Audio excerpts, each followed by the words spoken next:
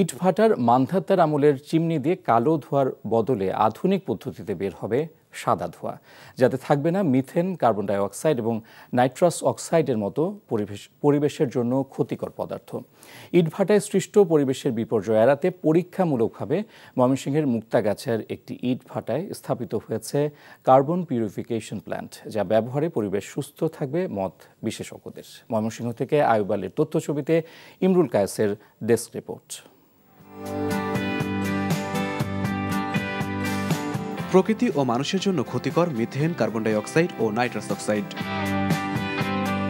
ইটভাটার কালো ধোঁয়া থেকে উৎপন্ন হয়ে এসব রাসায়নিক পরিবেশে ছড়িয়ে পড়ছে, যা থেকে মানবদেহে ছড়িয়ে পড়ছে নানাবিধ রোগ।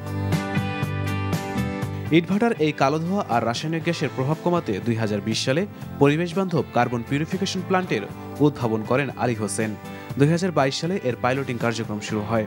এরপর পরীক্ষামূলকভাবে ময়মনসিংহ জেলার মুক্তাগাছার বেশ কয়েকটি ইটভাটায় এর কার্যক্রম শুরু করেন ভাটার মালিকেরা, যা থেকে সুফলও পান। সিপিটি প্ল্যান্টের উদ্ভাবক আলী হোসেন জানান, আধুনিক চিমনিটি মূলত 8টি চেম্বারে কাজ করে, যেখানে আন্ডারগ্রাউন্ড ওয়াটার স্প্রে চ্যানেলের মাধ্যমে কার্বন মিশ্রিত কালো দূষিত পানি পরিশোধন করে। এতে কালো ধোঁয়ার বদলে সাদা ও শীতল বাষ্প আকারে মিশছে বায়ুমণ্ডলে, ফলে পরিবেশ দূষণ কমছে। কার্বন পিউরিফিকেশন টেকনোলজি সিপিটি এটি স্থাপন করলে বিষাক্ত যে কালো ধোঁয়াগুলি সবাই দেখা যায় ইটভাটা হোক বা যে কোনো শিল্প কারখানায় ওরা সরাসরি ছেড়ে দিচ্ছে।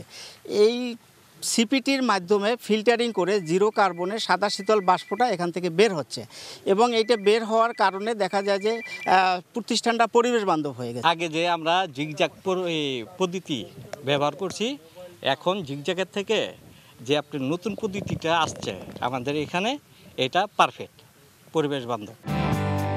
বাংলাদেশ কৃষি বিশ্ববিদ্যালয়ের সয়েল ইকোলজি অ্যান্ড ফার্টিলিটি ল্যাবে পরীক্ষা করে পরিবেশ বিশেষজ্ঞ মুরাদ আহমেদ ফারুক বলেন, বায়ুমণ্ডলের তাপমাত্রা নিয়ন্ত্রণে রাখতে কার্বন পিউরিফিকেশন প্ল্যান্ট ইটভাটায় ব্যবহার করা উচিত।